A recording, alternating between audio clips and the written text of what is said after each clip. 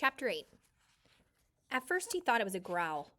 In the still darkness of the shelter in the middle of the night, his eyes came open and he was awake, and he thought there was a growl. But it was the wind. A medium wind in the pines had made some sound that brought him awake. He sat up and was hit with the smell. It terrified him.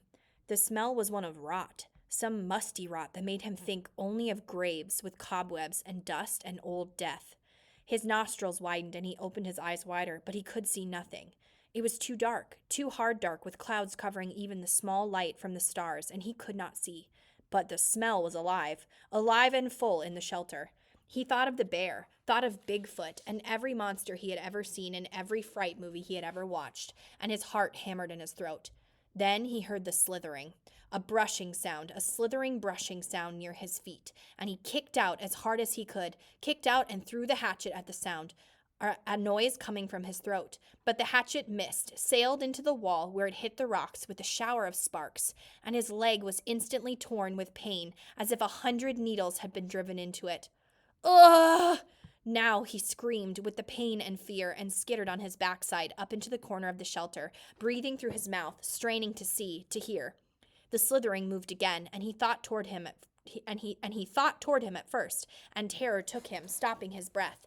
He felt he could see a low, dark form, a bulk in the darkness, a shadow that lived, but now it moved away, slithering and scraping. It moved away, and he saw, or thought he saw, it go out of the door opening.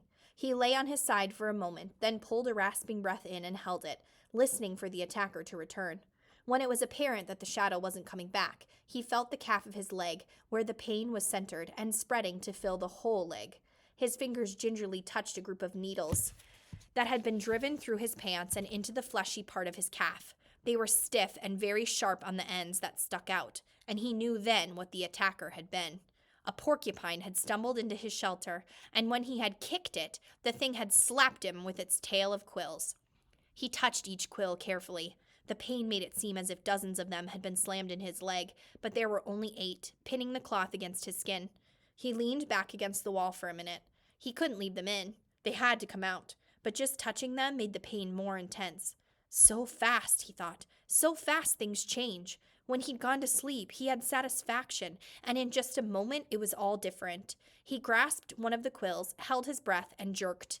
It sent pain signals to his brain in tight waves, but he grabbed another, pulled it, then another quill.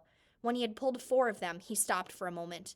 The pain had gone from being a pointed injury pain to spreading in a hot smear up his leg, and it made him catch his breath. Some of the quills were driven in deeper than others, and they tore when they came out.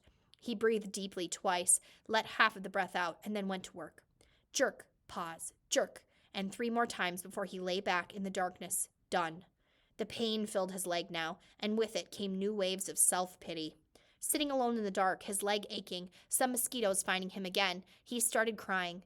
It was all too much, just too much, and he couldn't take it, not the way it was.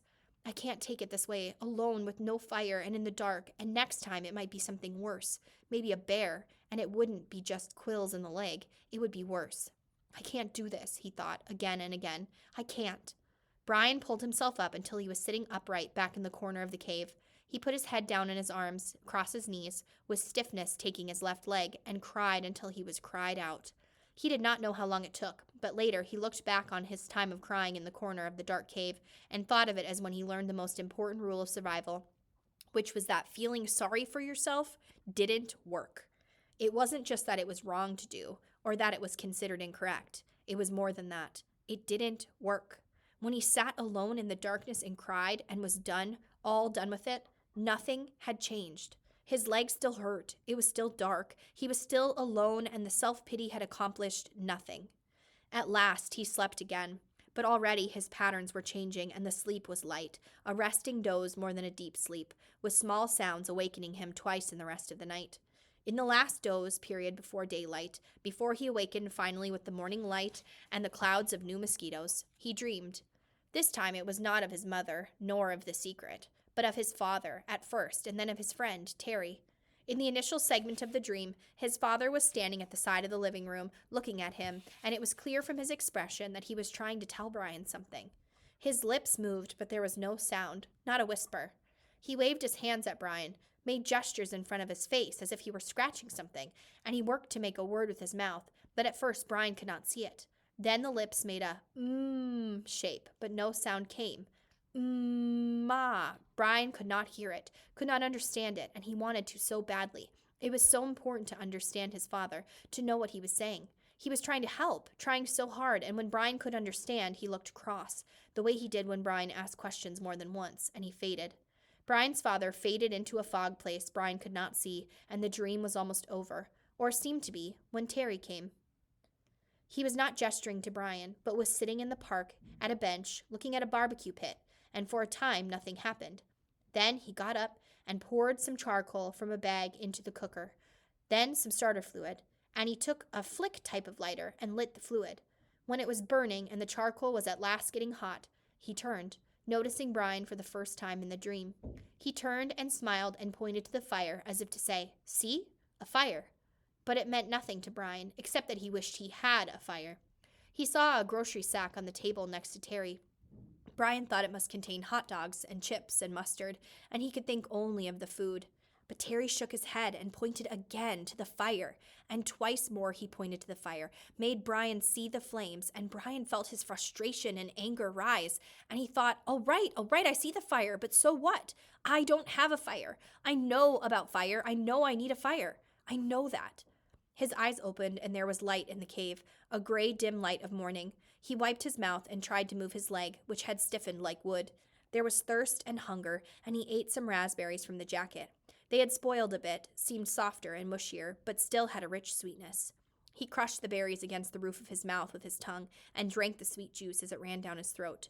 A flash of metal caught his eye, and he saw his hatchet in the sand where he had thrown it at the porcupine in the dark. He scooped it up, wincing a bit when he bent his stiff leg, and crawled to where the hatchet lay. He picked it up and examined it and saw a chip in the top of the head. The nick wasn't too large, but the hatchet was important to him, was his only tool, and he should not have thrown it. He should have kept it in his hand and made a tool of some kind to help push the animal away. Make a staff, he thought, or a lance, and save the hatchet. Something then, a thought as he held the hatchet. Something about the dream and his father and Terry, but he couldn't pin it down. He scrambled out and stood in the morning sun and stretched his back muscles and his sore leg. The hatchet was still in his hand, and as he stretched, he raised it over his head, and it caught the first rays of the morning sun.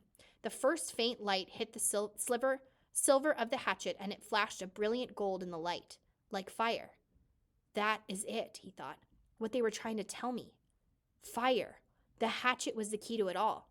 When he threw the hatchet at the porcupine in the cave and missed and hit the stone wall, it had showered sparks, a golden shower of sparks in the dark, as golden with fire as the sun was now. The hatchet was the answer. That's what his father and Terry had been trying to tell him. Somehow he could get fire from the hatchet. The sparks would make fire. Bryant went back into the shelter and studied the wall. It was some form of chalky granite or a sandstone, but embedded in it were large pieces of a darker stone, a harder, darker stone. It only took him a moment to find where the hatchet had struck. The steel had nicked into the edge of one of the darker stone pieces. Brian turned the head backward so he would strike it with the flat rear of the hatchet and hit the black rock gently. Too gently, and nothing happened. He struck harder, a glancing blow, and 2 or 3 weak sparks skipped off the rock and died immediately. He swung harder, held the hatchet so it would hit a longer, sliding blow, and the black rock exploded in fire. Sparks flew so heavily that several of them skittered and jumped on the sand beneath the rock, and he smiled and struck again and again. There could be fire, he thought. I will have a fire here, he thought, and struck again. I will have fire from the hatchet.